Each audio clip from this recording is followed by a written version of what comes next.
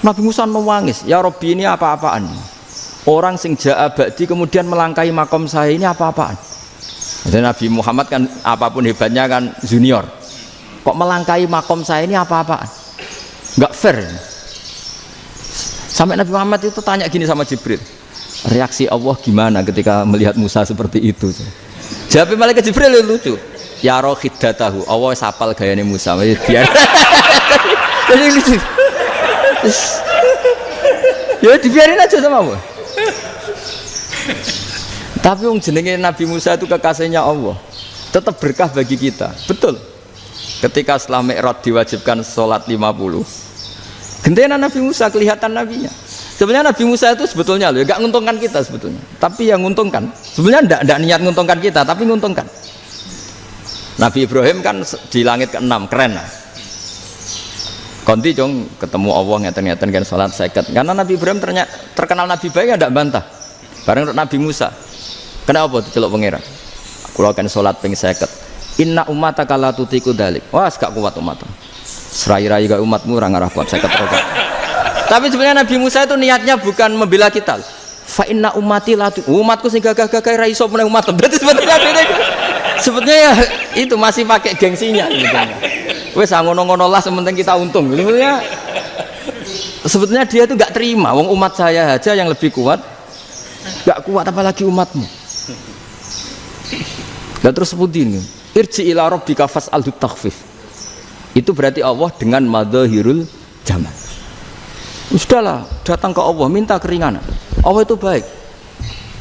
Minta, ambek Allah itu ringanan mau 5 tok. Jadi cek 45. Balik Nabi Musa, piro 45, cek ra kuat umat. Wong umatku ra kuat. Jadi sebenarnya dia bilang umatku ra kuat. Lho cara Nabi Muhammad model wong Malang, yo beda umatku mbek umatmu. Ribet kan?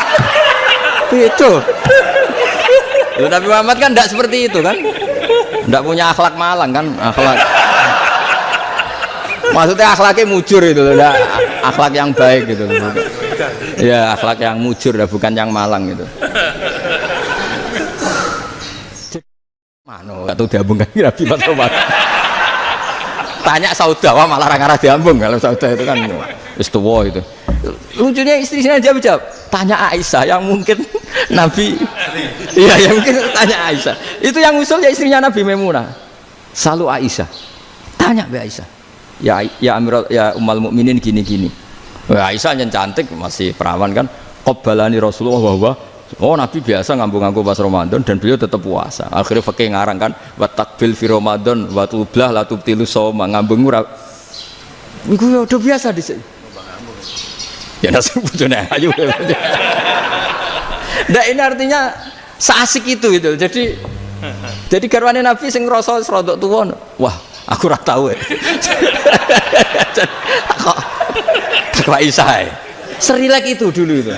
Maksudnya orang-orang Islam pertentangan itu. Maksudnya dia balik semua ini bedanya orang pesantren sama orang kampus. Kalau orang kampus mau cerita agama itu rahmatan lil alamin, tapi nyontokno rileke ora iso. Agama itu rilek, tapi nyontokno rileke ora iso. Mergo ya rapati ngaji. Contohnya ora iso, dadi mau gawe kaidah mau Islam itu rahmatan. Paling. Buat sing mriki berapa juga? Tangannya rektor lainnya biar dibagi yang pimpinan sikap provokator nih. Assalamualaikum warahmatullahi wabarakatuh. Bismillahirrahmanirrahim. Rabbi shrah li sadri wa yassir li amri wa hlul 'uqdatam min lisani. Allahumma shalli wa sallim ala sayyidina maulana Muhammadin wa ala alihi wa sahbihi ajmain. Amma ba'du. Ini yang saya hormati pertama, pengatur saya ini Profesor Dr. Haji Maskuri, yang cara ngomong tidak kayak profesor tapi kayak jurkam. Jadi kalau ciri utama akademisi itu kalau ngomong itu teduh, datar, runtut, sehingga memaksa orang lain itu menerima karena runtutan logika yang terbangun. Nah, kalau ini tidak, pokoknya kasar gitu pokoknya orang itu. Ini agak lazim, agak dalam dunia ilmu. Semua wakil rektor, semua yang hadir yang saya hormati, saya seperti yang dikatakan moderator Pak Sinten, Bapak Anwar, bahwa memang saya tidak boleh terikat sama yang di belakang ini karena ini kayak apa ya, ada satu madhab yang anak-anak Unisma semuanya harus tahu, teman-teman di Unisma, menjelaskan itu tidak lebih baik. Jadi karena seakan-akan belum melakukan. Indonesia itu dulu kedatangan Islam itu tidak pernah dipertentangkan antara Islam dan negara, sehingga diskusi itu sudah salah karena para wali itu tidak pernah mempertentangkan Islam dan keindonesiaan atau kebinekaan. Satu, bahwa para wali itu misinya dakwah, di mana-mana dakwah itu pasti ketemu yang berbeda, mulai beda agama, beda pilihan madhab, beda tradisi, beda kultur. Jadi itu tidak perlu dipertentangkan, tapi malah itu jadi lahan dakwah.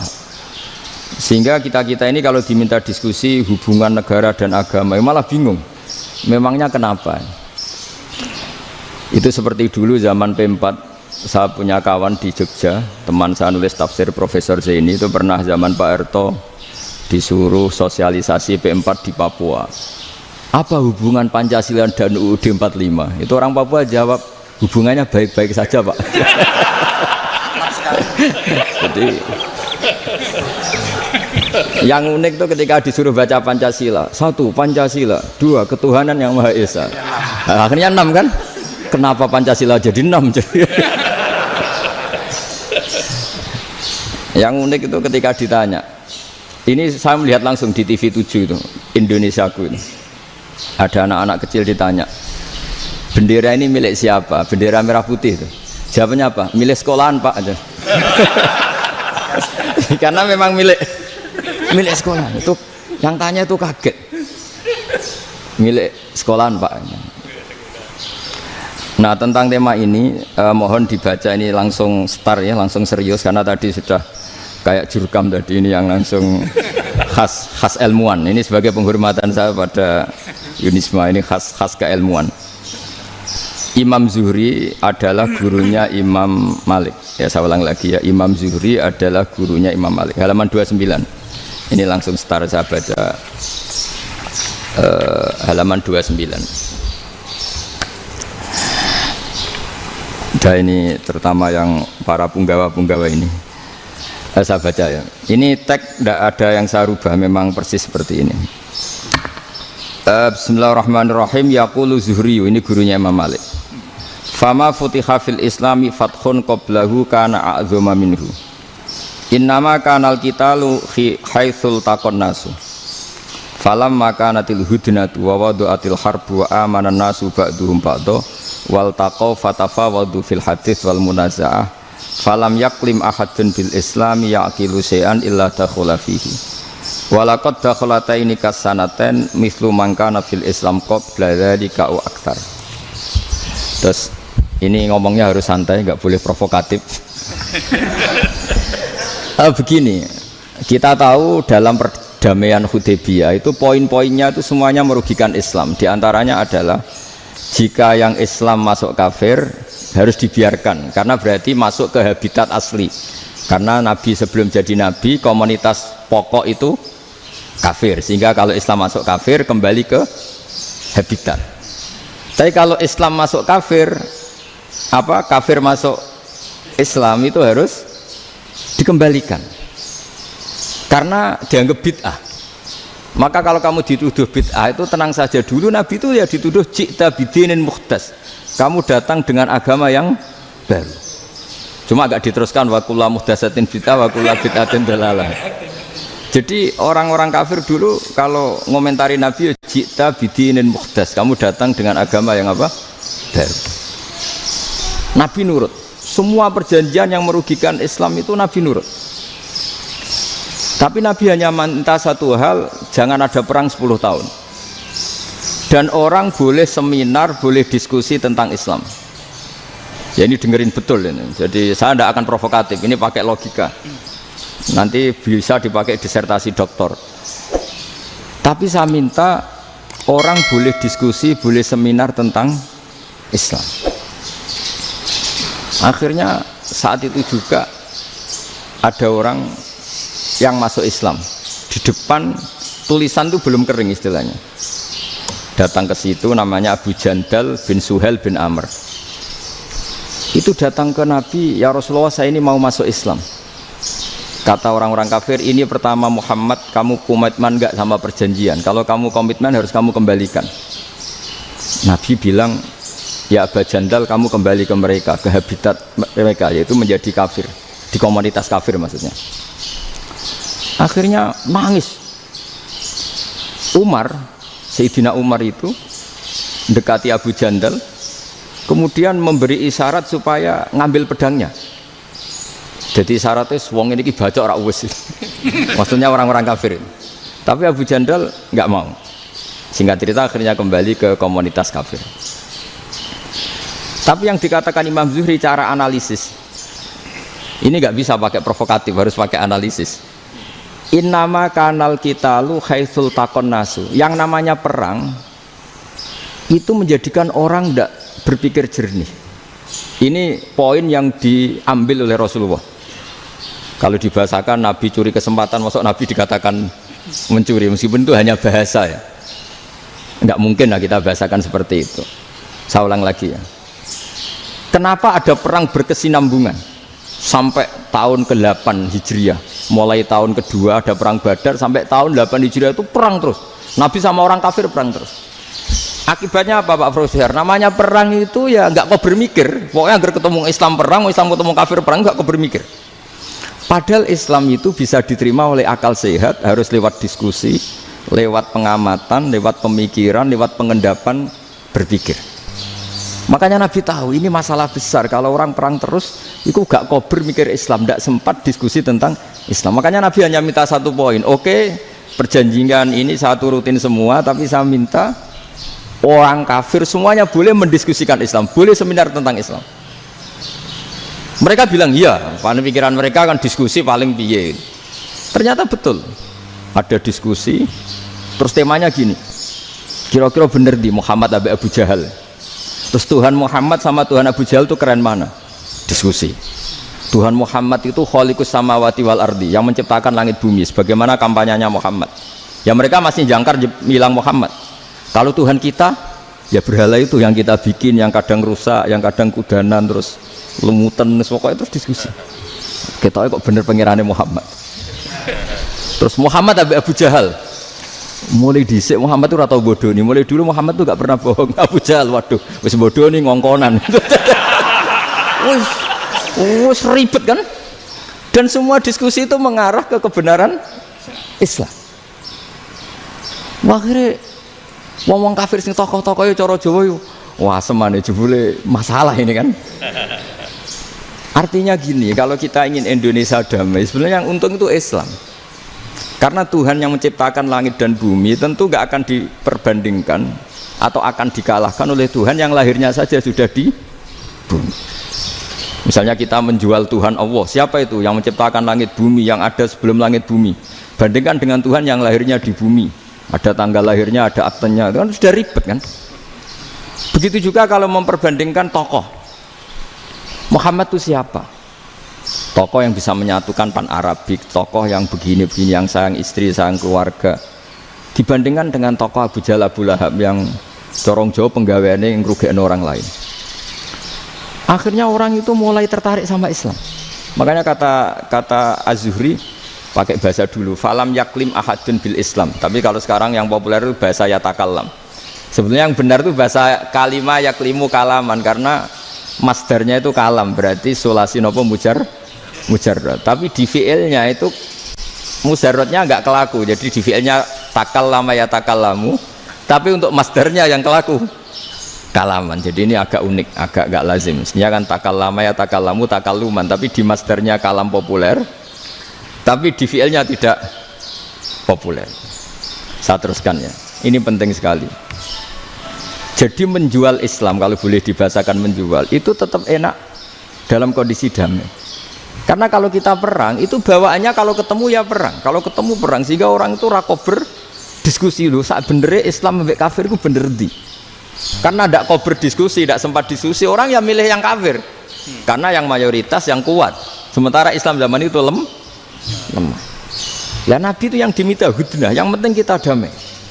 Terus orang boleh mendiskusikan benar mana kita dan mereka. Ya setelah diskusi ya tadi kan nggak mungkin Allah yang begitu keren hebat pencipta langit bumi dibandingkan berhala yang mengurus dirinya sendiri saja tidak bisa.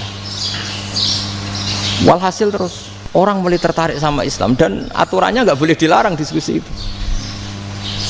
Nah makanya saya pernah ditanya beberapa profesor di Jogja, Gus suatu saat kalau kampus paling keren di Jogja ini ada Islamic Studies kemudian pengajarnya dari berbagai agama, ini riskan nggak bagi Islam? Saya jawab asal yang didiskusikan Islam itu nggak masalah, yang repot itu nak umat Islam. Karena kalau umat Islam yang jadi percontohan, banyak raja yang dolim, banyak pemimpin muslim yang dolim, terus identik dengan Islam itu jadi dolim kan ribet.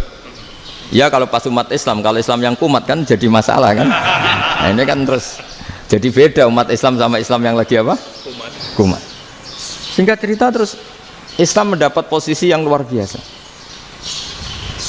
Nah makanya di sini diistilahkan falam makanatil hudnah, ketika ada perdamaian wa amanan nasu ba'dum ba'do, orang merasa aman, itu fatafawadu fil hadis wal munazaah, mereka berdebat. Munazaah itu berdebat, keren mana konsep Muhammad dengan konsep Abu Jahal, keren mana konsep Tuhannya Muhammad dengan Tuhan kita, terus diskusi dan mereka akhirnya ikrar, wah yang benar ya Muhammad lah. Di mana-mana Tuhan tuh ya sebelum langit dan bumi, di mana-mana Tuhan ya punya reputasi menciptakan. Masa Tuhan reputasinya diciptakan kayak berhala dan sebagainya. Ibadah juga gitu. Ibadah wong kafir itu kalau tawaf itu telanjang, ibadah Muhammad santun pakai pakaian. Terus akhirnya mereka mulai tertarik Islam. Sehingga saya lihat di beberapa tafsir, saya memang tidak akan ngomong yang tidak serius, ngergani Unisba ben sawangane pemikir serius. Di Quran itu sampean lihat di tafsir Tobari itu ada ayat bal naqzifu bil haqqi 'alal batil fayadmaghuhu fa idza huwa zahid. Qadzafa itu kalau di kamus tak lihat itu takallama bila dalilin. Qadzafa itu ya pokoknya sekenanya. Artinya gini, kebenaran Islam atau kebenaran hak itu kamu taruh sekenanya saja itu tetap menang. Apalagi kamu taruh secara teratur, kamu taruh sekenanya saja itu tetap menang. Sehingga di sini banyak sahabat yang hidup di Cina. Sekarang juga banyak orang alim yang milih hidup di Amerika, banyak orang alim yang milih hidup di Inggris. Dan mereka pede, percaya diri karena kebenaran itu kamu letakkan di mana saja itu tetap akan menang, akan menemukan momentum kemenangannya. Misalnya gini, contoh paling gampang. Dulu para peneliti, saya ulang lagi, dulu para peneliti itu ya datang kemana-mana, termasuk Ibnu Battuta, termasuk Ibnu Khaldun, ya semua peneliti itu suka neliti. Setelah diteliti, Quran itu satu-satunya kitab suci yang membicarakan sains, misalnya tentang falak, tentang astronomi, tentang asal-usul kejadian manusia, kejadian makhluk, juga bicara tentang geografi, geologis, semuanya. Sementara kitab lain hanya cerita tentang mawaid wal hikam wal ibar. Jadi diteliti kayak apa, pada akhirnya hak ini yang menang.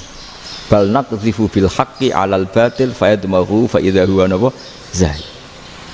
Saya berkali-kali cerita, ada ulama yang ahli matematika. Ketika ditanya kenapa kamu suka ngajar matematika, sampai muridnya itu ragu, ini guruku mlebu swarga ta ora, penggaweane mulang matematika. Tapi para muridnya bermimpi bahwa Imam Amudi itu disuruh ngajar para malaikat. Dan itu pede betul dia. Kata Allah, ini ulama saya yang iman kepada saya setingkat iman kamu. Jadi malaikat itu tidak mungkin Gusti, kita menyaksikan langsung engkau, sementara ini di bumi nggak nyaksikan jenengan. Kenapa bisa sepede dan seyakin itu? Akhirnya Imam Amudi disuruh ngajarin matematika. Jadi Anda kalau profesor itu nanti harus sempat ngajari malaikat, itu baru benar-benar profesor. Jadi nanti di akhirat ngajari siapa? Malaikat. Jadi ada seminar yang melibatkan banyak malaikat, narasumbernya itu seorang profesor.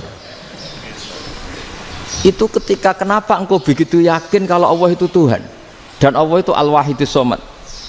Terus Imam Amudi mulai nulis angka agak beraturan, 2, 3, 4, 5 sampai 1 miliar, 1 triliun, semuanya enggak beraturan. Kata beliau, nisbatus naini wasalasa ila ma la nihayatalaha iku nisbatul far'i ilal asli. Mbok angka sebanyak apapun 2 dibanding 1 ya far'ul wahid, 3 dibanding 1 ya far'ul wahid, semua angka yang enggak terhingga pun dibanding 1 semuanya far'ul wahid. Semua angka sebanyak apapun itu cabang dari angka 1. Fakullu hadil awalim far'un minal wahidis somad, yaitu Allah Subhanahu wa ta'ala. Wakil malaikat tepuk tangan, iya juga. Jadi begitu juga ada ulama itu ahli gambar. Saya dulu ngaji sama Mbah Mun Al-Husunul Hamidiyah, itu kitabnya itu banyak gambarnya. Dan kali gambar yang ngawur betul, mangga ahli gambar. Saya epol, tersempurna lele. Semua gambar bangunan, gambar sapi, pokoknya gambar. Ternyata dia menemukan Tuhan itu dari gambar. Gambar serapi ini atau seruwet ini sama. Gambar rapi sama ruwet itu sama kalau dalam pandangan tauhid. Dimulai minan nuqtah al-wahidah. Kowe cek gambar sing rapi sing indah, cek gambarmu elek, dimulai dari 1 titik. Dan titik ini nuqtatil wujud, yaitu Allah Subhanahu wa ta'ala. Jadi nak cara ahli tauhid gak penting gambare api, menang lomba atau ora penting. Butuhe hadis surah ini gambar baik yang rapi maupun ndak adalah min nuqtah dari 1 titik. Ya, alam raya sebanyak ini mbok gambar mbok ora, cek mulai Mars sampai Jupiter kabeh semua bentuknya yang banyak ini semuanya min nuqtatil wujud, yaitu dari titik wujud. Gini kok Allah Subhanahu wa ta'ala. Di sini hebatnya ulama-ulama, mbok dia pengajar matematika, mbok pengajar gambar, semuanya dipakai perangkat untuk tauhid. Nah, itu kan juga bagian dari Islam damai, Islam yang sangat jadi tidak perlu perang untuk orang dipaksa Islam, nggak perlu provokatif kayak tadi pidatonya rektor jenengan tadi. Jadi ciri utama ilmuwan tuh kalau ngomong datar tapi logikanya nggak terbantahkan, itu ciri khas ilmuwan. Kalau ciri khas politikus kalau ngomong itu keras, provokatif lah kira-kira gitu. Tapi isinya biasa.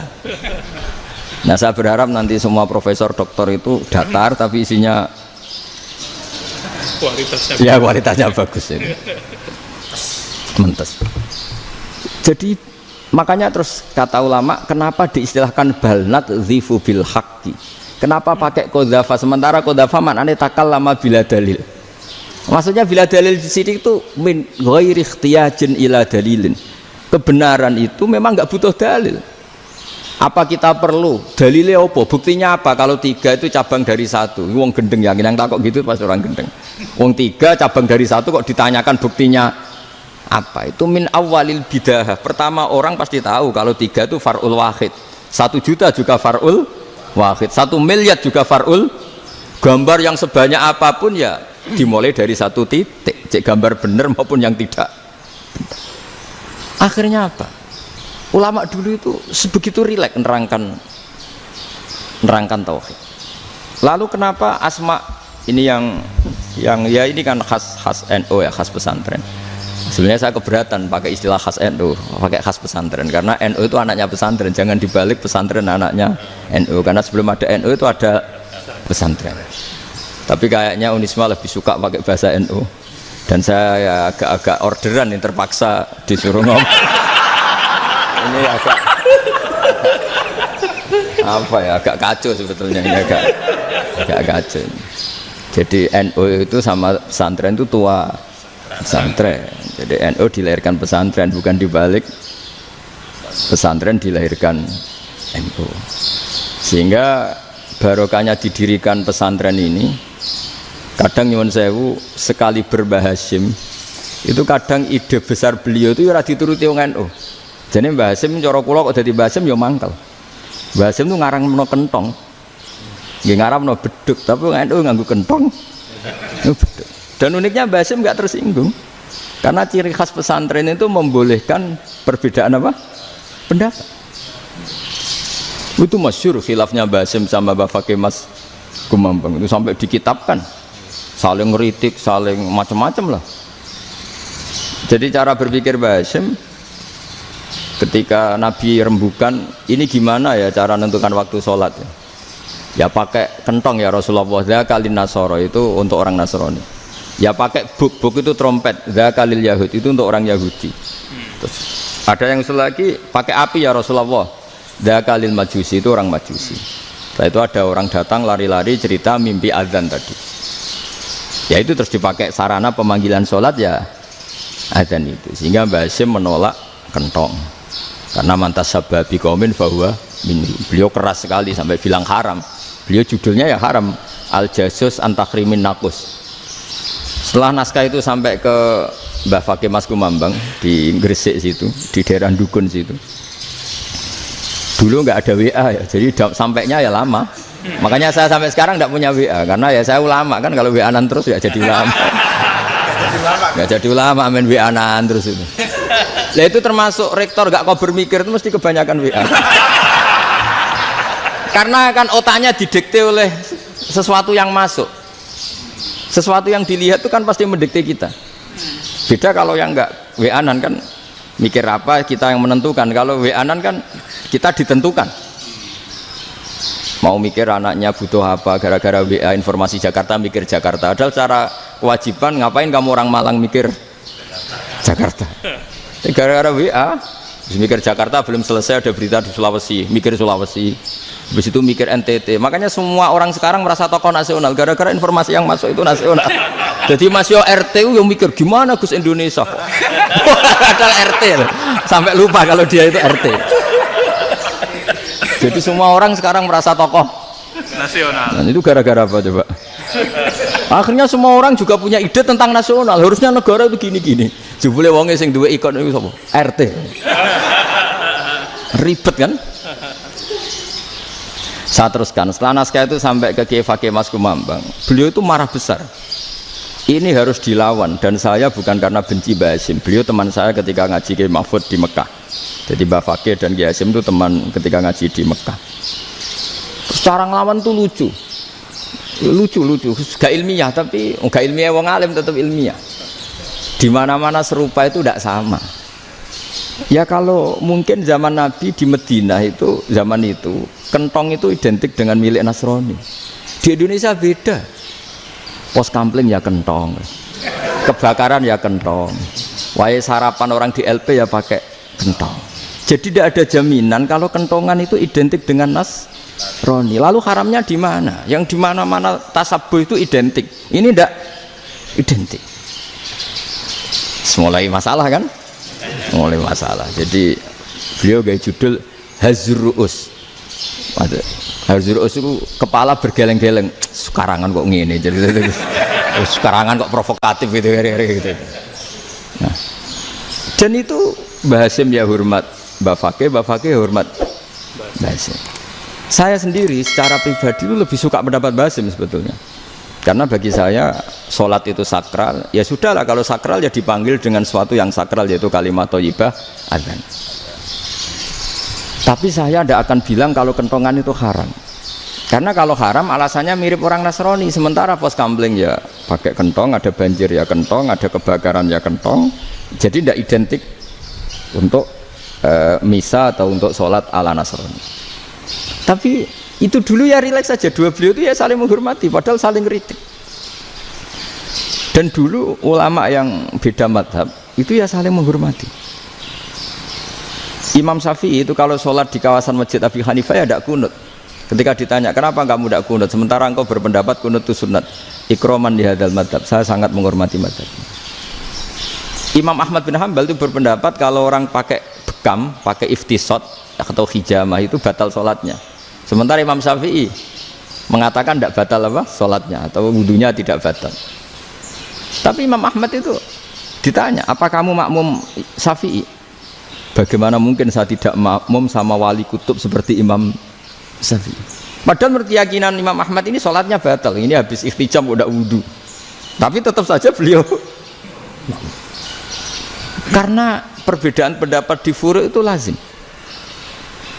Ya orang boleh berdebat lah. Ketika Unisma datangkan saya, itu saking senengnya kiai, apa saking sombongnya sampai ngatur kiai, kan nggak pernah bisa diperdebatkan. Itu kan orang boleh debat kan? Itu saking angkuhnya apa saking senengnya, kan nggak jelas kan? Kan dan orang boleh setuju pendapat saya, yaitu ngatur kiai itu haram. Setuju juga Pak Rektor, ekspresi mahabbah itu ya macam-macam. Dulu sahabat ya gitu, sahabat itu ada yang nggak kenal wajahnya Nabi sama sekali sampai akhir hayatnya. Ketika ditanya, loh kamu itu sahabat kok gak tahu wajahnya Nabi? Saya tidak pernah berani memandang Nabi karena ijlalan lahu, terlalu menghormati saya sehingga tidak berani memandang wajahnya.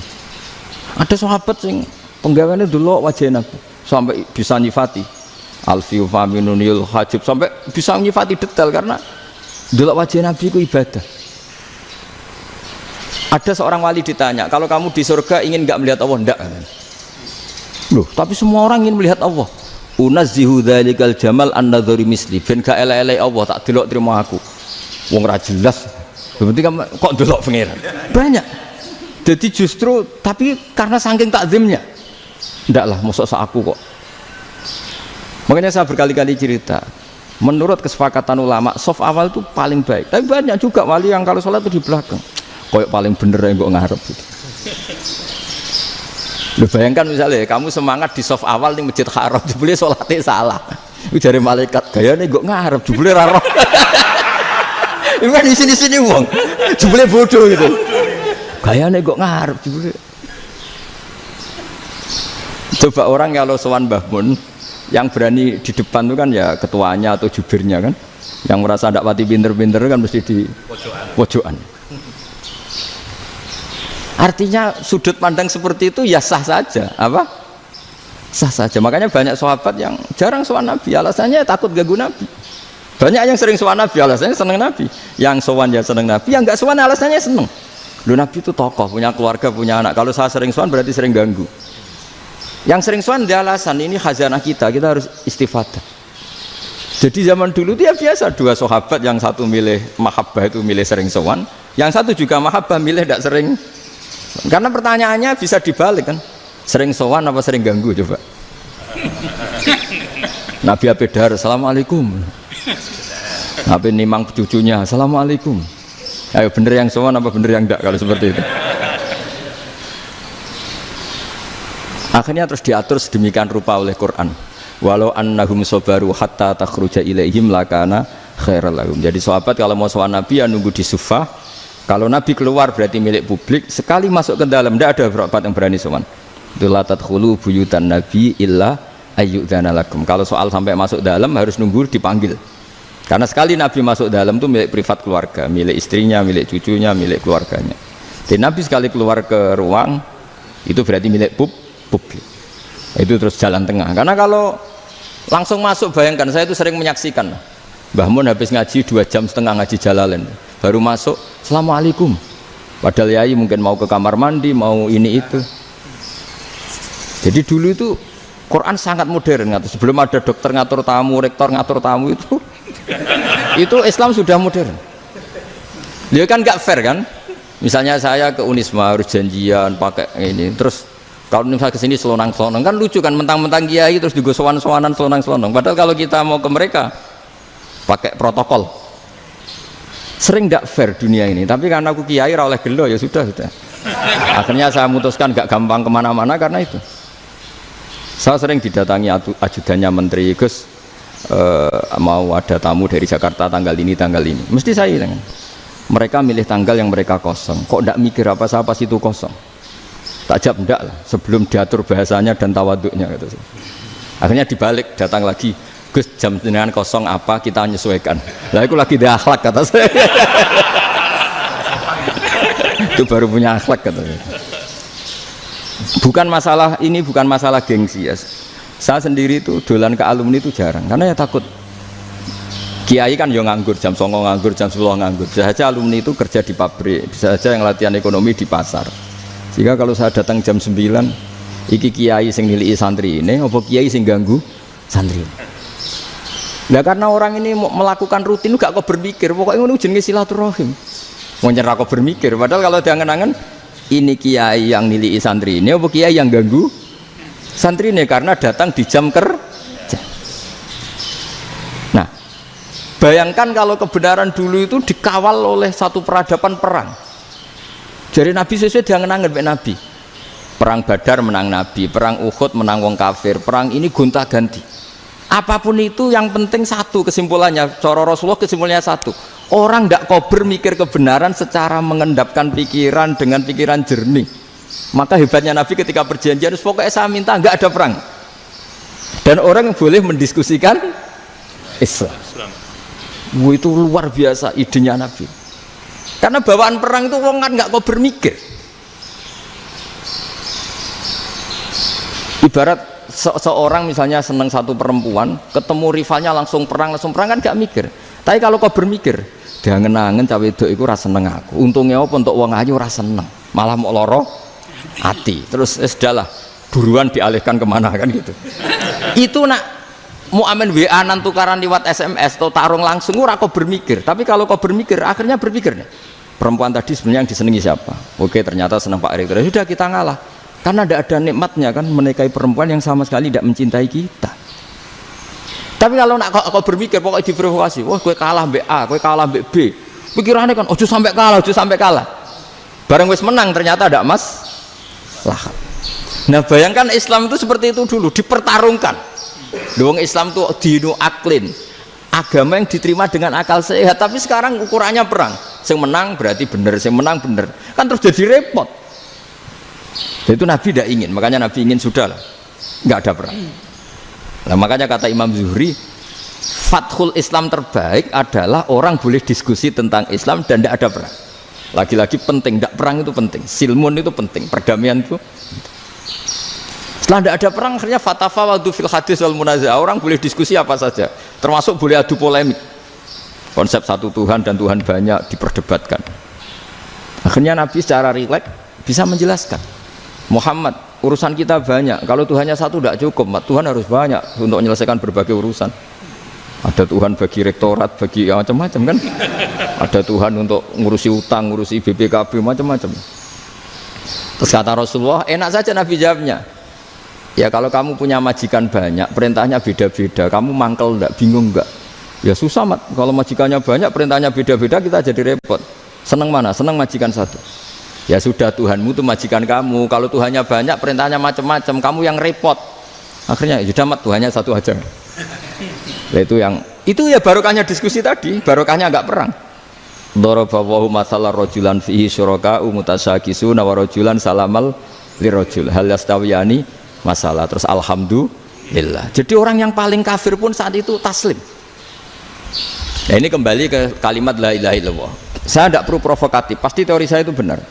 Bukan saya bilang benar itu karena sombong, enggak. Ini sesuai teks. Misalnya begini, benar enggak kelompok takfiri yang suka ngafirkan orang lain? Itu pasti tidak benar. Logikanya gampang. Orang yang kafir 70 tahun saja dengan melafadzkan la ilaha illallah menjadi muslim. Masa dengan kalimat yang sama yang muslim menjadi kafir? Itu logikanya kan nggak ketemu. Orang kafir 70 tahun untuk menjadi muslim disuruh baca apa? La ilaha illallah. Tapi gara-gara baca la ilaha illallah nyekel patok jadi kafir. Pertanyaannya, loh ini kalimat apa? Kalimat untuk mengkafirkan apa kalimat untuk mengislamkan? Karena yang kafir dengan kalimat itu menjadi Islam, ternyata yang Islam dengan kalimat itu menjadi kafir. Itu ketemu nggak? Cara logika itu kan nggak ketemu kan? Makanya cara pikirannya Abul Hasan Asyadzili, dan saya setuju pikiran itu. Istighfar ini boleh orang Jawa Timur protes karena kadang beda manhaj, tapi jangan protes saya, protes Abul Hasan Asyadzili, kualat mesti sampean. Ketua Torekoh napa? Sadiliyah. Cara madzhab Sadili, dan Anda boleh berbeda madzhab, mencari khasnya wong kampus wani beda kapasitas lah, pokoknya butuhnya beda dan ketok pinter, ketok kritis tuh. Cara madzhab Abul Hasan Asyadzili itu gini Pak Rektor, jadi istighfar itu baik, tapi ba'da kamali tauhid, setelah tauhidnya itu benar. Alasan beliau masuk akal ketika ada ayat fa'alam annahu la ilaha illallah wastaghfir li dzambik bihadil kalimah. Jadi orang boleh istighfar setelah tauhidnya benar. Alasannya Abdul Hasan Asyadzili begini, qul lil ladzina kafaru iyantahu yughfar lahum ma qad salaf. Katakan kepada mereka yang kafir, sekali mereka tidak kafir maka otomatis dosanya masa lalu diampuni. Pertanyaannya, yang bisa menghentikan kekafiran itu kalimat apa? La ilaha illallah.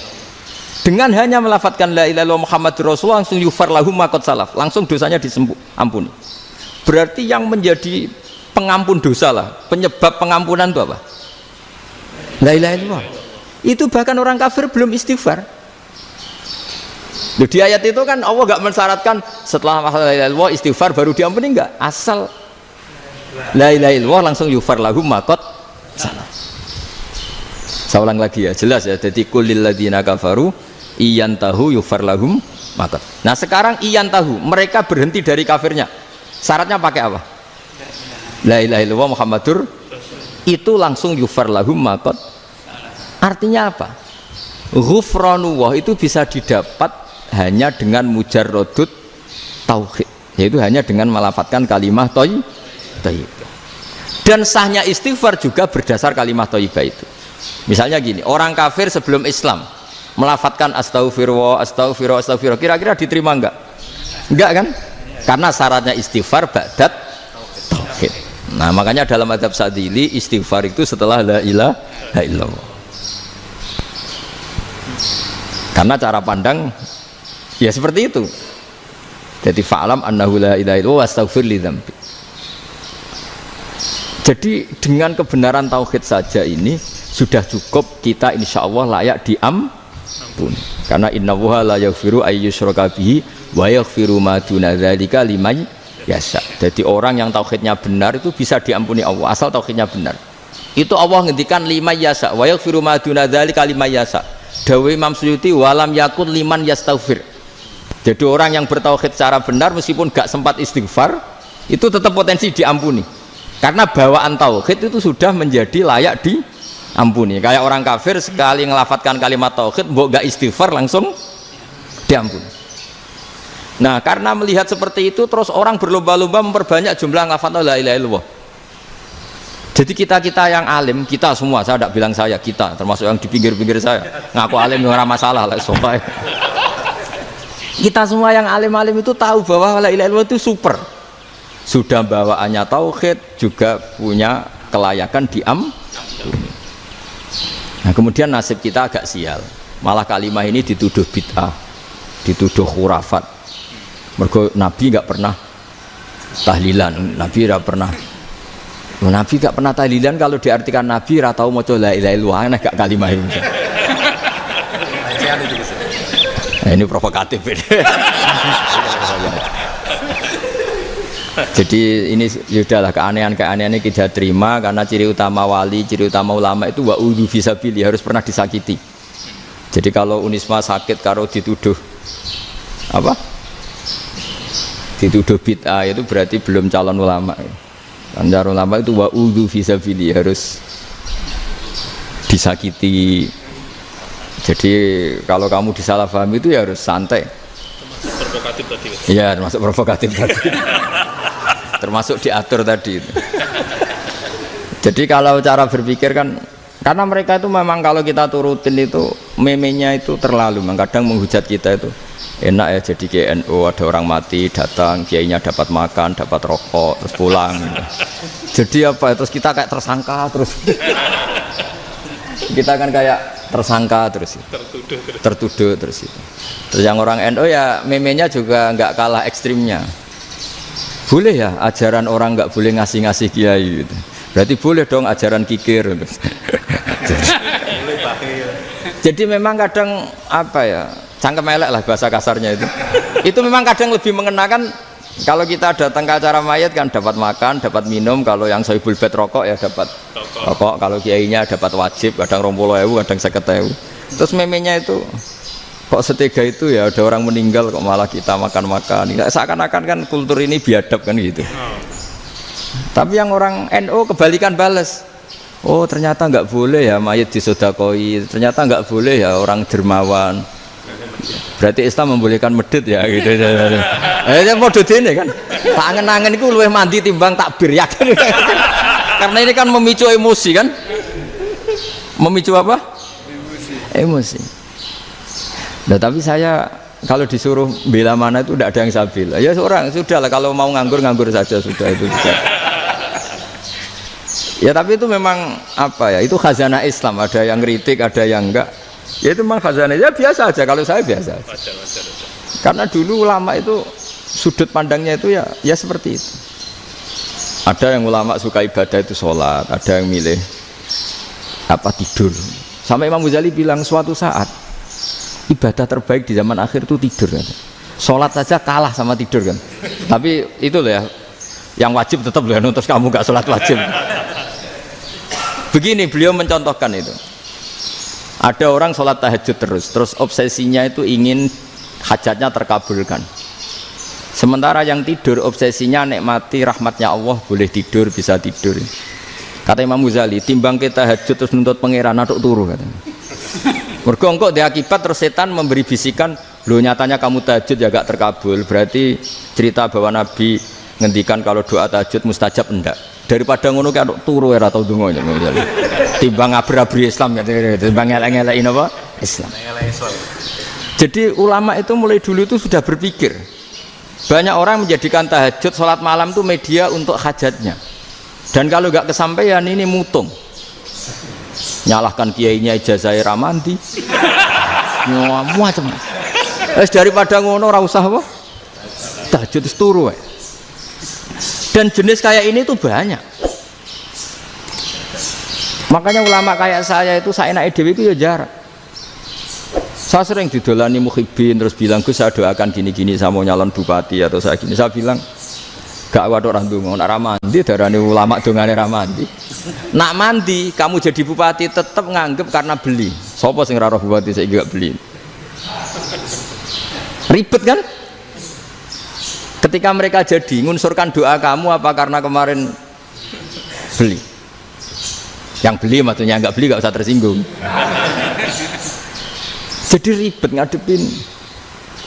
Nggak artinya gini loh, boyo doa itu jangan dipakai begitu loh. Kalau minta nasihat tak nasihati jadi bupati yang baik, gubernur yang kalau minta doa itu resikonya. Akhirnya kiai kalau diminta doa ya doa sebenarnya diisinya itu nggak doa kemenangan. Selamat. Itu nggak selamat gitu. Karena ribet. Makanya Islam itu doa itu setelah iman. Aturan iman benar baru doa. Aturan iman benar termasuk Allah itu yaf'alu ma yasha, boleh melakukan yang dikehendaki. Allah enggak boleh terdikte oleh doa kita, enggak boleh. Ya saya ulang lagi ya, mazhab Hasan Asyadzili ini khas kita. Jadi la ilaha illallah itu didahulukan sebelum istighfar. Tapi kebalikannya mazhab Imam Sanusi itu dibalik. La ilaha illallah itu kalimat yang sakral. Karena yang sakral dibutuhkan muqaddimah, yaitu yang melafadzkan harus yang sudah bersih, yang sudah steril baru melafadzkan la ilaha illallah. Maka dalam mazhab Sanusiyah istighfar dulu baru la ilaha illallah. Nah dalam mazhab Abul Hasan Asyadzili kebalikan, istighfar itu sah setelah sahnya tauhid. Kamu ikut mana dulu? Asyadzili apa Sanusiyah? Alhamdulillah sama-sama tidak paham ya sudah. Akhirnya sudah. Ya nggak kemana-mana kan gitu. Jadi apa ya? Terus ini saya teruskan ini biar khas pesantren atau khas NU lah, kalau bahasa Pak Rektor khas NU. Ini Ben sampean tahu beberapa perbedaan itu lazim, halaman 24. Ya halaman 24 sama 25. Tak baca ini masih orisinil. An Sufyan bin Uyainah ini juga gurunya Imam Syafi'i. Kata Sufyan bin Uyainah beliau cerita, kana Isa wa Yahya alaihi salam ya'tiyanil qaryah. Fayas'alu Isa an syirari ahliha. Was'alu Yahya an khiyari ahliha. Jadi Nabi Isa dan Nabi Yahya itu satu generasi, sama-sama masih muda. Kalau di satu kampung yang Nabi Yahya tanya, ini keluarga terbaik siapa? Saya mau nginap di situ karena kumpul orang baik itu nyaman. Kalau Nabi Isa kebalikan, keluarga terburuk mana ya? Saya tak di situ. Nah terus akhirnya faqala lahu Yahya lima tanzilu ala syirarin nas. Kenapa kalau kamu bermalam kok malah kumpul orang-orang yang nakal? Innama ana tabibun udawil mardo. Saya ini nabi ibarat dokter. Di mana-mana dokter yang ngumpuli yang sakit, ngobati yang sakit. Makanya di NU itu ya banyak kiai jazab mengumpuli yang nakal-nakal. Nak tepak yang ngentas yang nakal, nak ra tepak ya katut. Ini adu nyali lah sudah gitu. Tapi itu ada ilmunya, yaitu niru Nabi siapa? Isa. Kalau kamu dokter penelitian itu cari daerah yang banyak pandemi apa yang bersih? Yang banyak pandemi, karena yang namanya penelitian ya di situ kan. Kalau kamu dakwah ngentas kemiskinan, ke daerah miskin apa daerah kaya? Nah sama, kalau ngentas kefasikan ke daerah fasik apa daerah orang soleh? Fasik. Ya, tapi itu Nabi Isa. Nah kalau kamu tidak Nabi kan potensinya kan ngadut itu. Tapi setidaknya bahwa kita sering disalahkan karena punya beberapa tokoh yang ngancani fasik-fasik. Itu sebenarnya ada dalilnya, yaitu Nabi siapa? Isa. Nah terus masalah tegas dan lunak. Ketika ada mahasiswa misalnya pacaran, boncengan lanang dan perempuan, itu pilihan kita apa? Kalau tegas, terus gak mau mendengar kita. Misalnya gini contoh gampang, tak beri contoh Pak D. Jangan orang tua, nanti secara fikih itu beda. Nah ini kan kita orang pesantren, biasa ngaji fikih detail. Kamu Pak D seorang perempuan, mahasiswi misalnya, sering pacaran. Setiap ke situ sama pacarnya kamu diam saja. Padahal kamu dosen keislaman. Mesti pamanaan kamu nyimpulkan, ternyata pacaran itu tidak apa-apa. Buktinya Pak D itu tidak negur, menengahi. Ini berarti as-sukut alal mungkar. Tapi kebalikannya, Pak D ini terkenal keras. Nak rono mesti radaku ponaan. Akhirnya yura rono. Mesti ngerti nak mesti diamuk. Nah, dua orang ini sama-sama gagal kan? Yang lunak menjadikan ponakannya pacaran terus karena enggak negur sehingga dikira membolehkan. Sing keras juga enggak sempat bina wong rono era wani.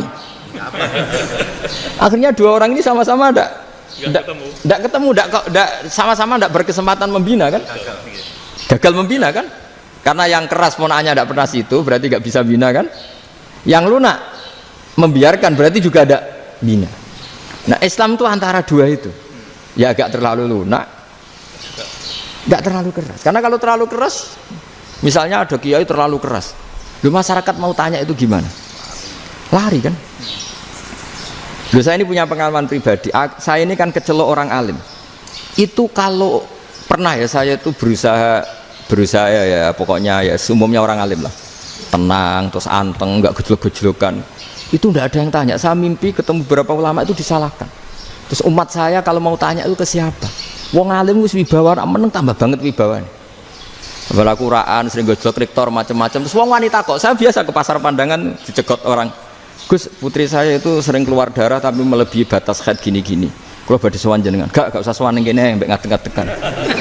Terus tanya, yang haid berapa hari, Gus? Ya supaya rudat ilal adat sebelum dia punya penyakit istihadah itu berapa? 6 hari ya sudah, kembali 6 hari lainnya mustahadah, tetap sholat, tetap normal. Tapi kalau saya wibawa mau pasar gue tasbih seduwilu iku mesti wong salaman njaluk donga yakin. Tapi baru kayak rada uraan ketemu wong-wong, dol pening ndi? Mak pening ndi? Gus beneran Gus ketemu jenengan kula wingi badhe tuwa kok. Akhirnya tanya. Dadi uraanku iku amdan. Lha nek sampean asli iki asli uraan. Karena ada uraan lah tetap tidak wibawa kan. Jadi baru kayak uraan itu ya banyak. Saya itu kalau ngantor di Jogja itu banyak orang yang tanya. Ya biasa tuh tanya macam-macam. Karena saya uraan. Ke pasar ya orang, bahkan di bis sering ketemu orang. Wah beneran Gus kalau badhe sowan jenengan badhe tanya ini. Ya sudah di sini aja. Jadi semua itu diilmoni. Nabi itu punya sisi yang dua-duanya jalan. Memang beliau luar biasa, dipilih Allah yang luar biasa. Nabi ketika wibawa itu banyak sahabat yang bahkan mengenali wajahnya aja tidak bisa. Ka'anna ala ru'usihim at-tayr. Bayangannya seakan-akan di kepalanya itu ada burung yang takut terbang, saking antengnya. Tapi Nabi sekali mengeluarkan job, sekali santai, itu sahabat tanya itu sampai yang nggak pantas ditanyakan.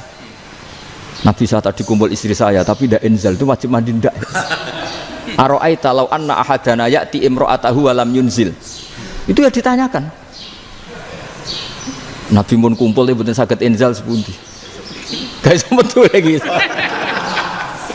Terus ya ada yang tanya macam-macam. Ya saking ada sahabat dipanggil Nabi tambah lari, dipanggil lagi tambah lari. Pas jenengan nyeluk, oh pas kalau kumpul bojo kula. Lah kula kuwatir jenengan orang suci, saya belum mandi, makanya saya lari. Nabi ngendikan innamal mukmin thahir, ya nak masalah ketemu kiai ra apa-apa ijek junub. Sementing kok nak salat ya adus sik. Tapi Nabi sekali pakai mazahirul jalal, tapi pakai wibawanya, itu orang enggak berani ngomong. Tapi sekali Nabi rileks, itu orang bisa tanya apa saja, termasuk halal yang enggak pantas. Lalu ada sahabat itu tanya lucu, tanya Maimunah. Maimunah itu ya cantik tapi sudah agak tua lah. Maimunah, ya umal mukminin, hukumnya ngambung bojo pas Ramadan ubi. Wah gak roh aku, gak tahu diambung kan Nabi pas Ramadan. Tanya Saudah, wah malah orang-orang diambung. Kalau Saudah itu kan wis tuwa itu. Lucunya istrinya jawab, tanya Aisyah yang mungkin Nabi Iya, ya mungkin tanya Aisyah. Itu yang usul ya istrinya Nabi Maimunah. Selalu Aisyah. Tanya Mbak Aisyah. Ya Amirul ya Ummul Mukminin gini-gini. Wah, Aisyah yang cantik masih perawan kan. Qabbalani Rasulullah bahwa Nabi biasa ngambung-ngambung pas Ramadan dan beliau tetap puasa. Akhirnya fakih ngarang kan wa takbil fi Ramadan wa tublah la tubtilu shauma ngambung ora. Iku udah biasa di sini. Ya nasib bojone ayu. Nah ini artinya seasik itu gitu. Jadi garwane Nabi sing ngrasa rodok tuwa. Wah, aku ora tau. Kok Aisyah. Serilek itu dulu itu. Maksudnya orang Islam pertentangan itu. Maksudnya ini ya balik semua ini bedanya orang pesantren sama orang kampus. Kalau orang kampus mau cerita agama itu rahmatan lil alamin, tapi nyontokno rileke ora iso. Agama itu rilek, tapi nyontokno rileke ora iso. Mergo ya rapati ngaji. Contohnya ora iso, dadi mau gawe kaidah mau Islam itu rahmatan. Jadi Nabi itu lah, Allah juga gitu. Allah itu kalau sudah memperlihatkan madzahirul jalal, itu mbok malaikat Jibril rawani. Ketika Allah dengan madzahirul jalal. Tapi kalau Allah dengan madzahirul jamal, madzahirul apa? Jamal. Iku ya gojol-gojol kan ambek makhluke gojol. Ya buli-bulian cara sakniki. Ya sampean delok ning hadis syafaat itu, akhiru man dakhalal jannah atau akhiru man kharaja minan nar, itu di beberapa judul. Ada seorang rojul yang ahli neraka ya, dintas mbek pangeran terus ditudono swarga. Gusti, swarga sengiler tok ora wong wayu, roh wis ngiler tok. Ngger njaluk Gusti mosok roh tok ora oleh mlebu. Jarimu asal mlebu metu kon neraka ora njaluk-njaluk meneh. Sumpah lho ya, gak njaluk apa-apa meneh. Mboten Gusti. Sekali saya keluar dari neraka ndak akan minta apa-apa lagi. Wis. Wallahi, wallahi. La as'alu ghairaha. Mesti ghaira khoslah, ghaira tilkal khoslah. Ya niku selain keluar dari neraka saya ndak akan minta lagi. Didono swarga wong do kelon seruwibet kan. Sing bojone elek kan dendam dadi ning swarga iku. Swarga iku wis macam-macam. Gusti mosok roh tok ora oleh mlebu. Jarine ra janji ra njaluk meneh. Akhire ya wis didelokno neraka. Jadi pangeran jawabe gampang, didelokno neraka. Roh neraka begitu menyakitkan, begitu ngeri. Sudah Gusti saya tidak minta surga, sementing nggak masuk neraka. Rabbana srif anna adzab jahannam. Setelah lama itu diadepno swarga njuk mlebu swarga, terus diadepno neraka. Akhirnya ya sudah. Saiki mlebu swarga gak apa-apa. Iku jawabe lucu. Atas taziu jenengan ngenyek kula. Wong karuan ra di swarga kok mlebu swarga. Terus akhirnya mlebu swarga, kan mlebu swarga tamanna, sangen-angen sing mbok jaluk apa? Orang angen-angen yang indah-indah, laka wa asratu amsal ya siku tak turuti wa asratu amsalih lan lipatan ke-10. Jawabe wong lanang ya lucu. Atas tazi ubi wa anta rabbul alamin. Jenengan pangeran kok ngenyekan. Maksudnya wis karuan aku ora pantes. Terus jare pangeran, la astazi ubika walakinni alama asya'u qadir. Aku gak ngenyek kowe, pancen aku pangeran. Nuruti kowe iku iso. Jadi Allah sendiri ketika dengan madzahirul jamal itu malaikat ya ono sing wani bantah. Masyhur itu kan malaikat sing bantah pangeran ataj alufia mayusidu fiha wasfikut dima. Karena Allah dengan madzahirul jamal. Sing paling masyhur Nabi Musa.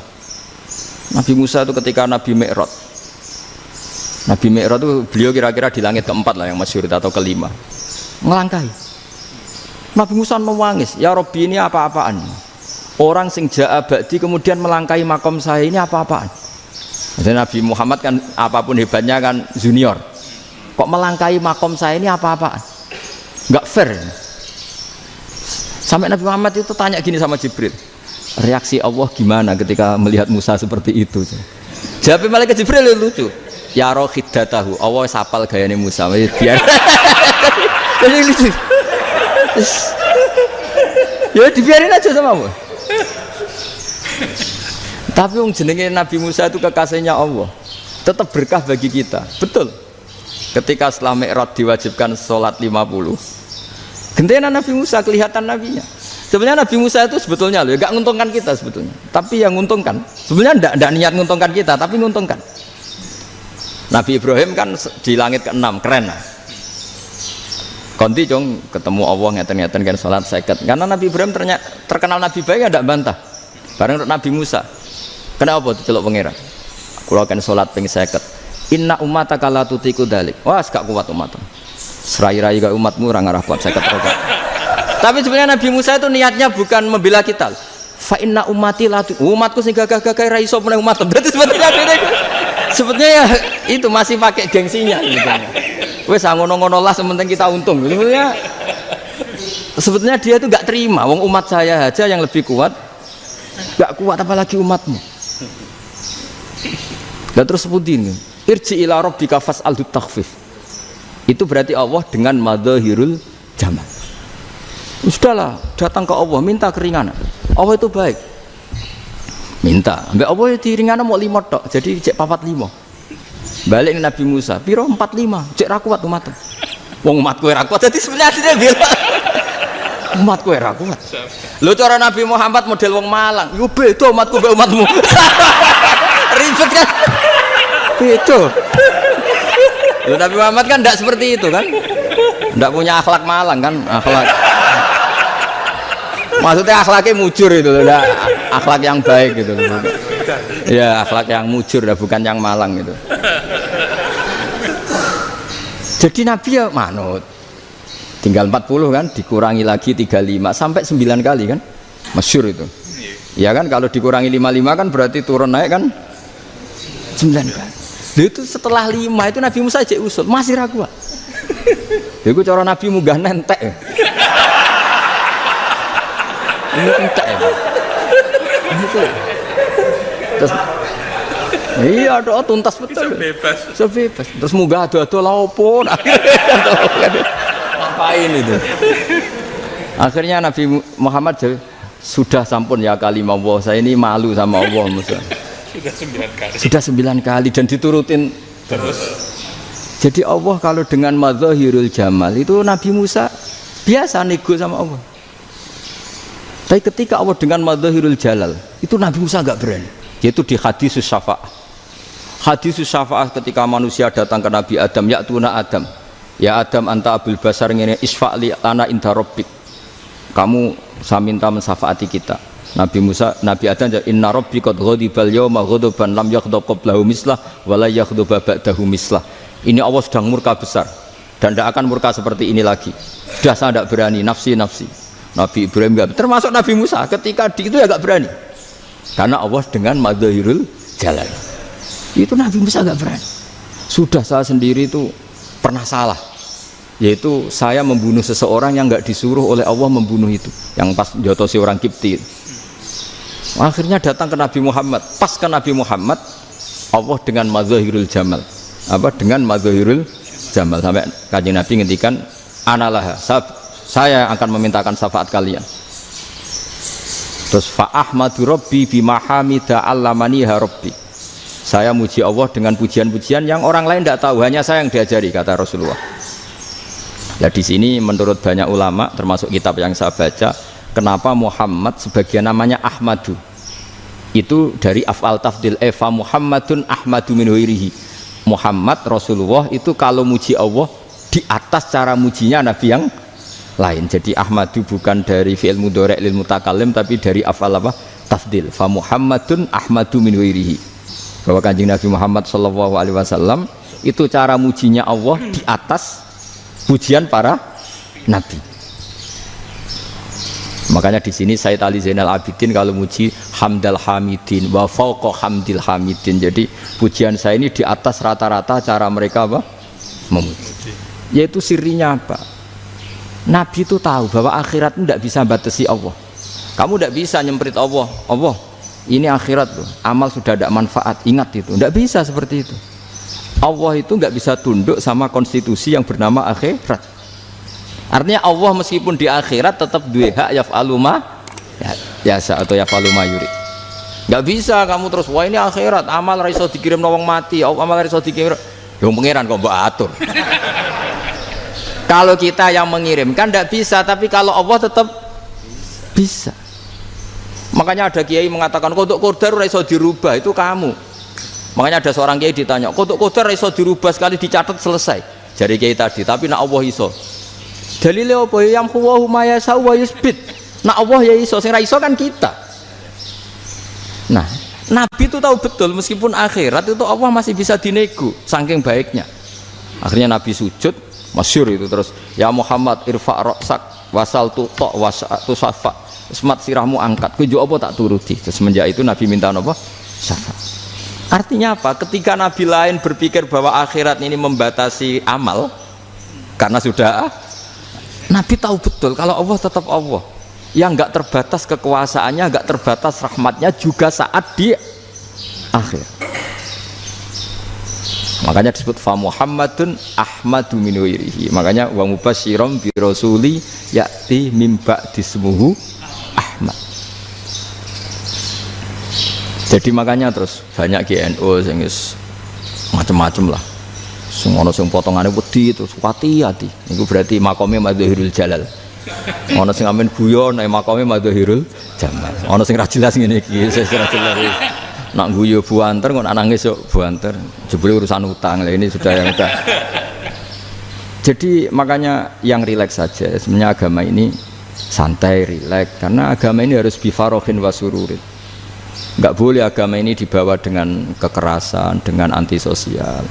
Karena agama ini harus kul bi fadlillah bi rahmati fa bidzalika falyafrahu, harus senang, harus rileks. Makanya saya jadi kiai itu senang takutnya gini. Sekali saya tidak senang jadi presiden buruk. Ternyata jadi wong alim ora enak. Itu contohnya. Sampean merengut terus uripe susah. Nanti orang tidak berani jadi orang alim. Makanya saya akan buktikan bahwa saya lebih bahagia dibanding rektor. Nanti orang yang jadi rektor semua ingin jadi orang alim. Saya pernah ketemu sekian rektor di Jogja tanya, Gus kenapa jenengan bela-belain pesantren sampai segitu? Kan keren kampus NU, sekarang ada Unisma, ada NU Jogja, ada NU Jepara gini. Tak bilangin gini, sampai rektornya itu istighfar. Saya bilangin gini, ini sekaligus tak kasih tahu ini rektor Unisma ini. Tak bilangin gini, andai kan tidak ada kiai kayak saya itu Islam bisa tutup. Kok bisa Gus? Misalnya ada perempuan haid faqal adat. Itu kalau untuk tahu hukumnya haid daftar dulu ke Unisma. Daftar dulu kan? Setelah daftar nunggu pelajaran haid. Baru tahu haid setelah 3 tahun dari masalahnya gitu. Tapi baru kayak kiai ketemu saya di jalan, Gus anak kula nu haid ngeten-ngeten mboten normal hukumnya piye? Oh hukumnya ngene dibalekno ning adat. Ora usah registrasi, ora usah daftar. Jadi ya harus ada istighfarnya lah. Unisma juga harus istighfar, semuanya harus istighfar. Karena ada sisi yang nggak mewakili kebutuhan Islam. Tapi saya sebagai kiai juga istighfar. Karena fakta hukum mengatakan yang boleh jadi KUA yang jabat, yang boleh kemenak yang punya gelar. Dan ini yang mengawal Islam secara undang-undang karena mereka yang bikin. Nah karena kiai tidak punya gelar tidak bisa jabat di situ. Saya juga istighfar. Jadi tidak sampai untuk yang istighfar. Karena yang kebutuhan ini terwakili yang punya gelar. Tapi yang punya gelar juga harus istighfar tadi. Mosok kepen roh hukum haid dengan tadi kuliah se. Ngentek. Itu aja nanti nunggu guru yang pas mata pelajaran itu. Ya, terus kapan dia ini sholat wong jawabannya belum ketemu. Tapi baru kayak saya kan ketemu di jalan tanya. Gus saya sering ketemu. Gus saya ini bapak angkat. Mau nikahkan putri saya itu gimana itu kalau cerita wali sebenarnya anak saya sok, kalau nggak cerita nggak sah karena saya bapak angkat. Itu banyak. Hanya tak akali ya sudah wali yang sebenarnya taukil pada hakim tanpa diketahui, tapi hakikatnya itu taukil hakim. Itu kan tidak gampang. Dan tapi kalau tanyanya di kampus registrasi dulu, daftar dulu, baru tahun berapa ada pelajaran itu? Semester 5 baru tahu. Iya kan? Semester 5 ya? Iya. Oh, itu kan. Jadi jangan kira terus sistem Unisma itu yang terbaik di dunia, tidak juga kan, tidak juga. Dan sistem-sistem yang lain maksudnya ada. Tapi sistem kiai loh, Bamun juga sering pesen saya, kowe kudu seneng pegawai negeri. Piye sing jaga agama pegawai negeri. Kemarin pas acara 7 harinya Gus Roba sama matur itu di depan para kiai. Setelah saya jadi kiai ya itu nyata. Islam di Papua, di NTT yang bawa siapa? Dokter negeri, ya kan? KUA negeri, barokahnya mereka negeri dijamin negara kan, barokahnya Muslim berkebutuhan Islam, akhirnya bikin musola di situ, bikin masjid. Bahkan di Korea Utara itu ada masjid bawaan duta besar, karena banyak duta besar Muslim berkebutuhan masjid. Yang bisa gini itu yang negeri apa yang swasta? Negeri lah. Di sini kiai tidak mewakili semua kebutuhan apa? Islam. Tapi kampus juga enggak, kampus Islam sekalipun tidak memenuhi semua kebutuhan Islam tadi. Masa orang tanya kan nunggu semester berapa tadi? Semester 5 masih daftar dulu. Nunggu pelajaran itu. Payahnya pas ketemu dosennya, wong saya tidak pernah ribet kan? Pas dosennya cowok gitu. Jadi sudahlah, makanya ini. Iya, makanya ini kan bentuk kearifan lah. Jenengan ngakui fungsi kiai kayak saya itu bentuk kearifan. Saya juga ngakui jenengan ini butuh kearifan. Saya sering didolani KUA itu. Itu rata-rata ya didikan kiai. Kompilasi hukum Islam itu banyak ya, janda cantik. Contohnya harus cantik, kalau jelek nggak mungkin terjadi kan. Ada janda cantik kebetulan suka kawin tapi takut zina. Saya ulang lagi, suka kawin tapi takut. Itu seringnya gitu Pak Rektor. Jadi dia kawin bosen, bilang ke KUA, Pak saya sekarang mau nikah sama ini. Loh, tapi kamu mau punya suami.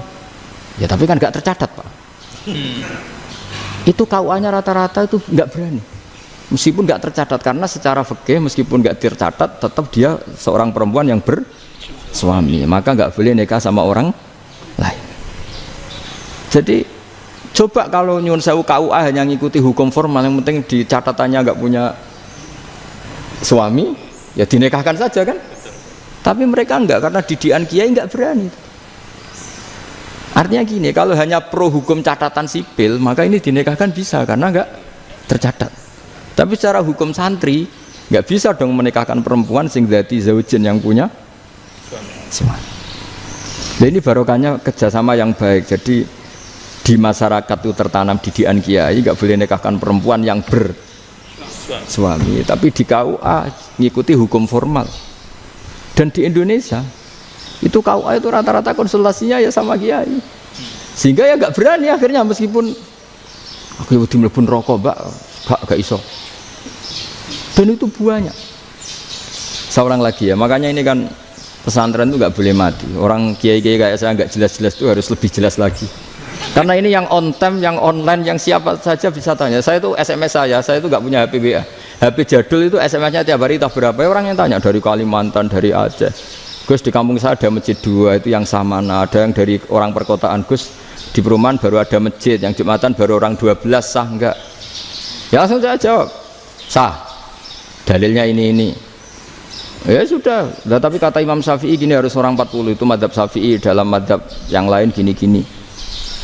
Itu kalau tanya rektor itu kan ribet. Masuk ajudan dulu, asisten dulu, panjang.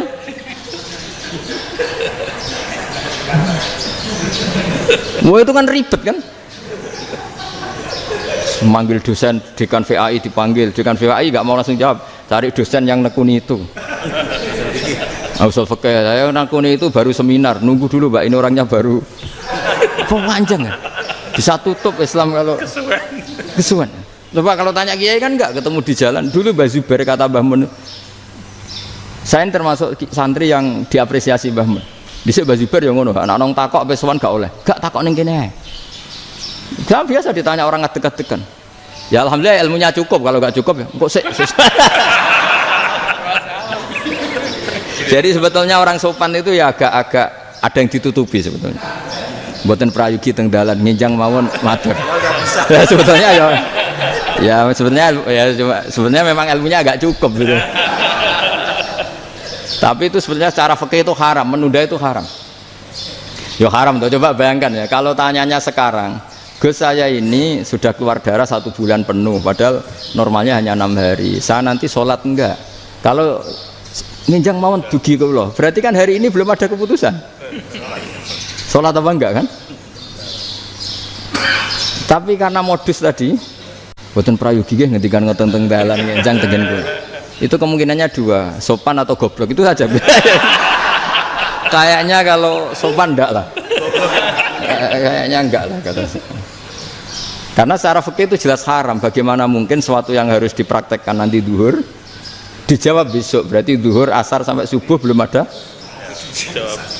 jawaban, berarti enggak ada sholat kan?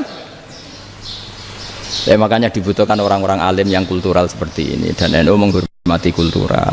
Tapi Mbah Mun juga sangat menghormati Islam formal, karena tadi produk-produk formal itu bisa dilembagakan oleh negara, dan itu kita ikut untung. Makanya Mbah Mun itu kalau punya tamu KUA, punya tamu polisi sampai pejabat Kenapa saya contohkan KUA supaya jangan kira seperti pendapat orang-orang hasud, wah ya mesti aja disolani presiden seneng, menteri seneng. Enggak juga. Sebenarnya semua kiai itu mulai KUA sampai polisi, polsek, polres itu seneng semua.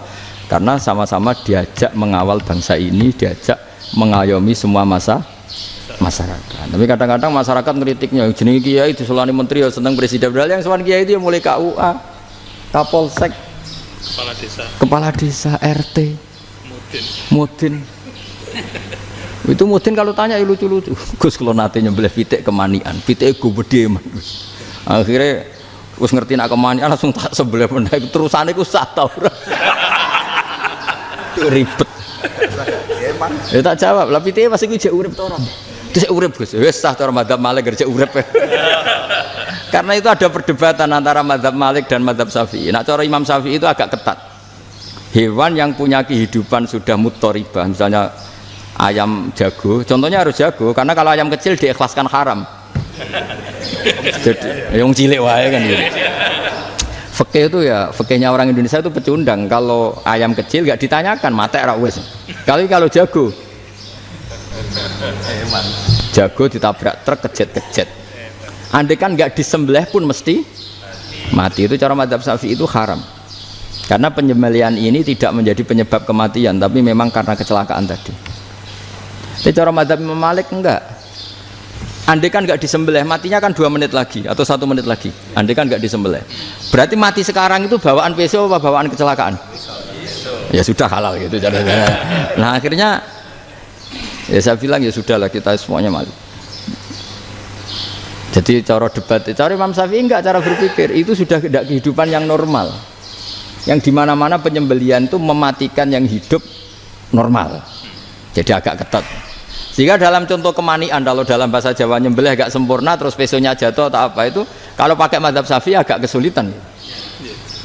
Jadi kalau mazhab Malik asal diselesaikan secara fauron, dan juga sebagian mazhab Syafi'i itu halal.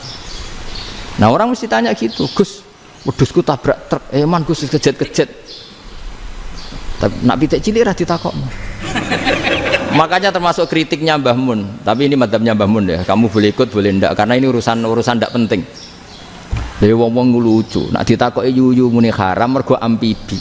Yuyu ngerti ya, Man? Yuyu nggih. Tapi nak ditakoki kepiting muni halal. Mergo nak yuyu haram gak eman, nak kepiting eman. Besar. Padahal alasannya coba, kenapa yuyu haram? Karena amfibi kan, bisa di air. Pertanyaannya, kepiting seperti itu ndak? Nah, tapi kepiting kalau haram kan eman. Karena besar. Ya? Karena besar kan. Kalau yuyu silahkan haram kan gitu. Artinya apa? Fikih kita ya agak-agak pecundang gitu, agak-agak pertimbangan. Iya, ini lucu kan? Kualitatif. Coba alasannya yuyu haram karena apa? Amfibi kan? Hidup 2 alam. Pertanyaannya kepiting seperti itu enggak? Iya. Iya, kenapa kalau orang tanya, yuyu haram apa halal? Rata-rata jawab haram. Tapi kalau kepiting mulai khilaf. Loh mestinya kan sama kan? Nah itu karena unsur imannya. Iya tadi. Saya juga sering melihat tonggo-tonggo itu. Ayam cuwilik sakmene ketabrak truk, enggak ada yang tanya. Jago. Tapi saya pernah jalan-jalan di Naruan sini. Ono jago ketabrak, sing duwe langsung marani kula. Pas saya naik motor, Gus ini halal apa haram? Nak langsung kula sebelah halal apa haram? Wis kanggo kowe halal, kanggo halal. Karena saya tahu tak jawab haram mesti kecewa itu. Aduh. Akhirnya kiai ini beratnya kan. Ya akhirnya ya saya setelah itu Fatihah Imam Syafi'i ngapunten nih umat kula nu rahasia mangke madzhabe jenengan tuh ndak siap. Masalah ini tidak sama. Iya kan akhirnya pakai madzhabnya Imam Malik tadi. Ya tak Fatihah Imam Syafi'i ini mboten niat nglawan jenengan. Tapi ngobati tiang eman. Mergo pitike besar itu. Jadi ini kan ceritanya itu makanya yang rileks saja lah bahwa Islam ini yang rileks, yang menyenangkan karena ya agama ini harus menyenangkan. Raditu billahi robba, raditu itu seneng banget, ridho itu puas. Nggak boleh beragama pertuntungan terus emosinan, ya marem atau raditu itu marem jadi yang nyaman. Ya saya kira demikian. Assalamualaikum warahmatullahi wabarakatuh. Waalaikumsalam warahmatullahi wabarakatuh. Pelajari lho Pak Rizwan. Ya, betul. Pon rasa. Alhamdulillah. Satu aja yang di sini benar. Oh, satu aja. Itu Nggih. syarat. Nggih, damel syarat. Jadi mungkin ada satu pertanyaan aja. Satu saja. Bukan keluhan. Bukan keluhan. Ini mumpung Gus Bak pada Madhohirul Jamal. Iya, Madhohirul Jamal. Sebentar lagi sudah jalan. Sebentar lagi sudah Madhohirul Jalal. Jadi gak kena ditakoni. Monggo setunggal mawon. Mikir. Ya, bagus. Ini gini, ambil. Nggih. Ampun dawa-dawa terus Gus. Ya jangan ya. Assalamualaikum warahmatullahi wabarakatuh. Saya Fadil, alumni Unisma yang kuliahnya paling lama. Masih di jalanan. Gus, pertama saya muhibin jenengan ngikuti 3 tahun terakhir sepertinya ketika Mbah Hasyim Asy'ari hadir di tahun 1900-an sampai mendirikan itu kok suasananya sama seperti Gus Baha hadir di tengah-tengah situasi genting Indonesia ini. Saya kira yang memunculkan nama Gus Baha di banyak media online yang saya amati itu malah awalnya dari kelompok bukan kita gitu. Dan itu kami melihat bahwa apakah nanti 1926 dan 2026 satu abad NU, saya kok termasuk orang yang punya apa ya semacam harapan gitu Gus Baha bisa, ya mungkin kalau beliau Mbah Hasyim Rois Akbar, sekarang Rois Am, nanti ada istilah baru lah, tengah-tengah antara Rois Am dan Rois Akbar. Karena setiap satu abad harus ada mujadid dan kami berharap nah kamu aja tak angkat. Itu yang pertama, artinya mohon maaf Gus. Yang kedua soal saya termasuk orang yang cukup iskal dengan peristiwa Nabi, kalau banyak disebutkan itu kisah Nabi Khidir yang atau Khodir yang dari 3 cerita itu hanya satu cerita yang saya masih agak bingung soal di situ anak kecil itu pakai kalimat, kalau di Al-Quran itu pakai kota lah, jadi pakai anak kecil itu dibunuh seperti itu. Jadi ada istilah yang apakah memang saat itu ada syariat yang membolehkan atau memang ada sesuatu yang secara dari Allah Subhanahu wa taala memang itu dibolehkan untuk Nabi Khidir. Jadi di antara semua cerita itu saya yang agak iskal yang itu. Kalau yang kisah soal membocorkan itu mungkin masih bisa masuk ya, tetapi apakah sudah ada ilmu psikologi yang sangat tinggi sehingga kalau ada anak-anak yang idiot itu atau apapun istilahnya yang sekarang itu boleh dilakukan tindakan begitu gitu.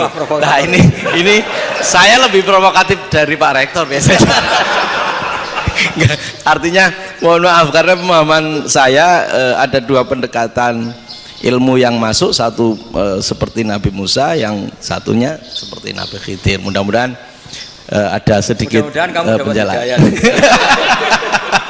Siap Gus, terima kasih. Dan yang terakhir mudah-mudahan karena Indonesia situasi terakhir saya kira kita ketahui lagi pandemi seperti ini Gus, jadi saya juga ingin pendapat Gus Baha, apakah ini situasi pandemi corona itu Allah sedang Madhohirul Jamal atau Madhohirul Jalal? Terima kasih. Assalamualaikum warahmatullahi wabarakatuh. Assalamualaikum warahmatullahi wabarakatuh. Monggo langsung mawon Gus.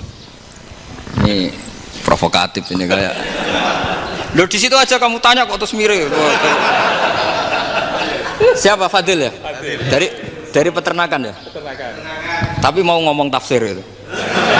Mulai kacau peternakan ngomong tafsir ini mulai. iki yai kula peternakan. Nggak, ini ada yang hafal Quran ngaco, paling nggak setengah hafal. Nggak, yang dari Unisma. Nggak, begini, ayat itu kan ditutup wama fa'altuhu an amri, ya saya maknani wama fa'altu lan orang nglakoni ingsun hu ing kabeh sing kasebut an amri mergo kepinginanku ingsun. Jadi saya melakukan itu semua bukan karep saya sendiri. Jadi Khadir sendiri itu kamu untung tidak nekuni tafsir. Kalau nekuni tafsir yang kamu soal bukan Nabi Khidir, karena Nabi Khidir itu hanya satu orang. Yang kamu soal harusnya Israel. Itu tidak rektor, tidak kiai besar, tidak siapa saja dihabisin itu. Kenapa Israel tidak kamu tegur? Gimana hukumnya qatlul mukmin? Kenapa Israel tidak kamu masukkan ayat wa may yaqtul mu'minam muta'ammidan fajazauhu jahannamu khalidan fiha. Ingat ya Israel. Iya kan? Nah, Israel melakukan pembunuhan itu, kadang yang dipateni nyuwun sewu orang soleh betul. Tapi wae kabundut ya kabundut. Itu Israel juga tidak atas pilihannya, tapi karena perintah. Nah, Khadir itu bukan nabi syariat, kira-kira mirip kayak Israel, karena beliau bukan nabi syariat. Jadi ini agak aneh, kan orang nekuni tafsir kayak saya sampai berjilid-jilid kitab. Saya kemarin mata saya agak sakit karena saya nangis itu sudah 2 hari. Bukan mikir sampean, tapi mikir ilmu ini harus ada yang mempertahankan. Karena apa ya, nekuni ilmu itu kan ribet. Kalau yang nekuni ilmu terus dosen terus rektor itu ya agak ada fasilitasnya. Kalau nekuni ilmu kiai itu naruh keramat kan taqabbala wa minna minkum taqabbal ya karim. Iya, tapi saya alhamdulillah keramat, jadi ya tetap hidup itu. Saya ulang lagi ya. Harusnya Mas Fadil itu kalau nekuni itu yang disoal tuh Nabi Khidir.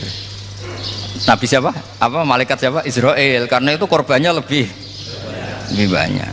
Pertanyaannya, Israel kena enggak oleh aturan ayat wa may yaqtul mu'minam muta'ammidan fajazaahu? Kan enggak, karena semua itu wa ma fa'altuhu an amri, saya lakukan ini. Mungkin ngaji kamu gak khatam sih, mau delok fakotalah itu Nabi Khidir pasti tersinggung, gak baca belakangnya itu ya, karena jurusan peternakan itu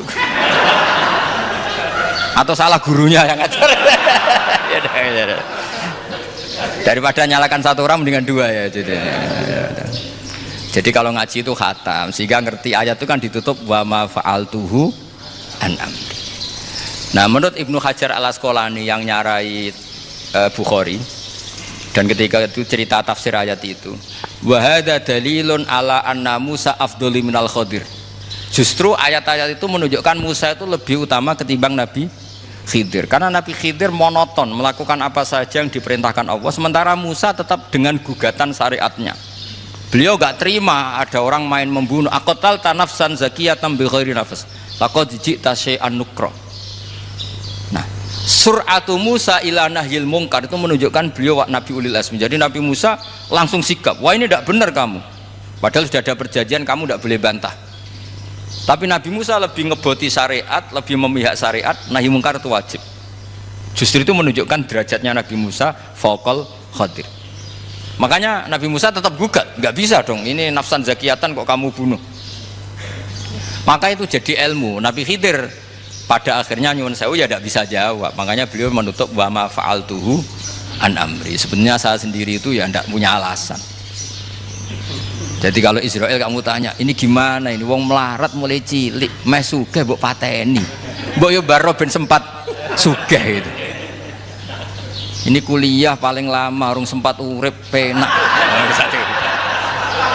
Nah itu kan mbok yo mateni wong kira-kira lah nek wis sempat mapan sempat. Lu andai kan Israel pakai aturan syariat kan mateni orang kan jadi kira-kira lah. Jadi itu tidak ada hubungannya tadi dengan ilmu yang kamu katakan urusan psikologi, anak itu tetap semuanya haram dibunuh, nggak boleh. Ya jadi tetap, makanya ini pentingnya ngaji khatam itu tadi. Jadi pada akhirnya Nabi Khidir itu ada punya alasan, hanya ngendikan wa ma fa'altuhu an amri. Pada akhirnya yang paling pokok yaitu semua ini saya lakukan, saya sendiri itu tidak tahu.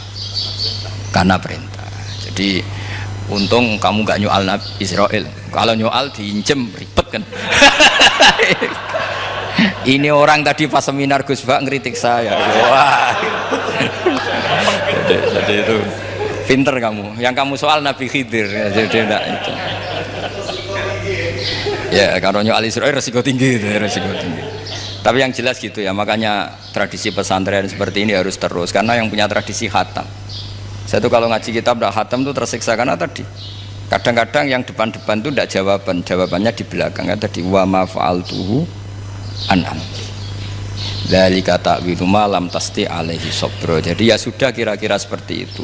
Wajar kamu tidak sabar, wajar kamu tidak itu, memang saya sendiri sebenarnya juga paham itu. Jadi cara basa Jawa niku wajar, saya musakira paham. Jadi aku dhewe ku ya ora paham. Wong aku ya mau nglakoni gitu. Jadi sebetulnya sama-sama ada itu kan. Ini jenenge wa ma fa'altuhu an amri.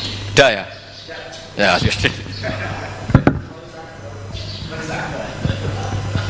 sudah ya. Nggak perlu dijawab katanya beliau. Baik Bapak Ibu semuanya yang saya hormati, dan saya tidak harus menyimpulkan, karena kalau menyimpulkan malah itu menduguri ulama kan gitu. Itu nggak tawadhu lagi, malah itu khawatir kualat.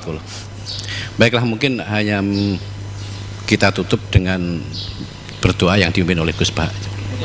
Nggih, betul napa-napa, dan setelah itu nanti kita foto bersama. Al-Fatihah. Alhamdulillahirabbil alamin. Ya Rabbi wa ya Rasul,